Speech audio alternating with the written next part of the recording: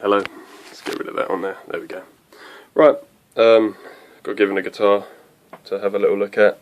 It's a 91 made in Japan Ibanez Gilbert model. Friend of a friend bought it, and it's a lovely guitar, but it looks like it hasn't had any TLC since about 1991. So, quick overview of what needs to be done. Lot of cleaning, to be fair. The Floyd Rose is very, very dirty, if I can ever get this to focus, which it doesn't want to do. There we go.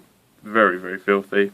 Yep, give that a bit of a clean. Pickups look like they've been touched up with pink nail varnish, so he'd like to have that removed to bring it back to the kind of more natural looking faded pink in the middle here. Volume pot does not want to turn at all.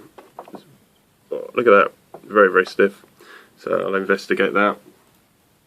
Fingerboard and frets aren't actually too bad, but give them a clean and a polish just to make it look good.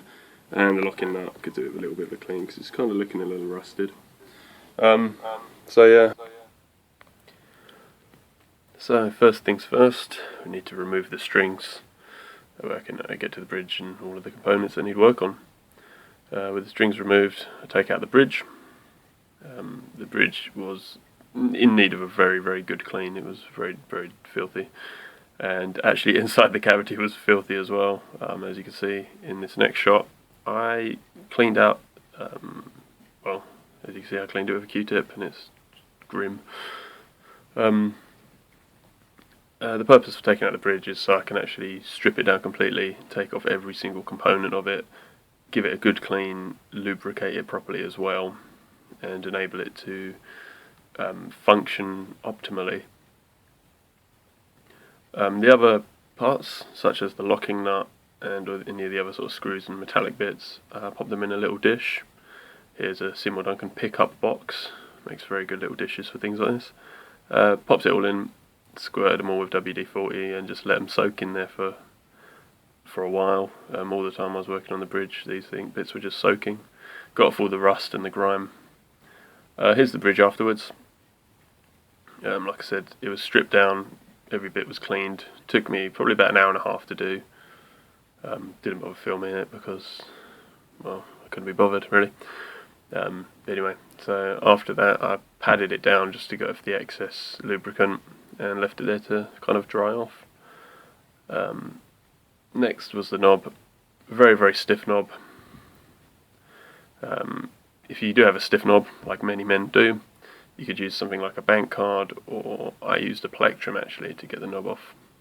Just kind of worked its way around and then got it off. I like using things like plastic cards, so you're not going to damage your finish or anything like that. So, little update. So, I thought I'd stop and film a little bit here. Started doing the volume part. Realised after trying to use contact cleaner, even a little bit of WD-40 as well, there's no way I could get this to sort of loosen up.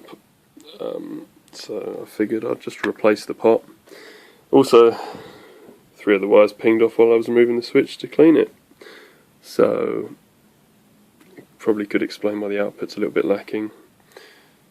So I'll probably give this thing a whole rewire. Look at that, look how messy that is in there. Anyway, let's get back to it. Next thing I decided to do was take off the pickups and have a look at them. As you can see, it's incredibly dirty underneath there, lots of dust and everything. I also noticed upon removing the pickup ring that it was actually broken. The bridge pickup had the same problem with it as well, most likely due to someone over tightening the screws when putting the pickup rings back on. As you see, this is the first one done. Again, took me about 90 minutes to do this. It took a very, very long time, but I used a little bit of nail varnish remover to sort of soften up that stuff, and then scratched it away with a plectrum and my fingernail. I also ended up using a little bit of steel wool as well. Onto sort of steel wool, talking about that. The frets kind of were the next port of call. Wanted to give the fingerboard and the frets a good clean. To do this, you can use like some fine steel wool just to polish them, but you need to prepare by covering up your pickups with some sort of tape. The steel wool kind of flakes off and little bits of it go everywhere, and it will just stick to your pickups and you'll never get that stuff off. So cover your pickups, cover the spaces in between the frets, i.e. the fingerboard. When you're polishing with steel wool, you don't want to damage the fingerboard, you don't want to scratch it up. So you want to make sure it's covered with masking tape, or I used some sort of low tack electrical tape here. Once you've done that, it's good to get the hoover out.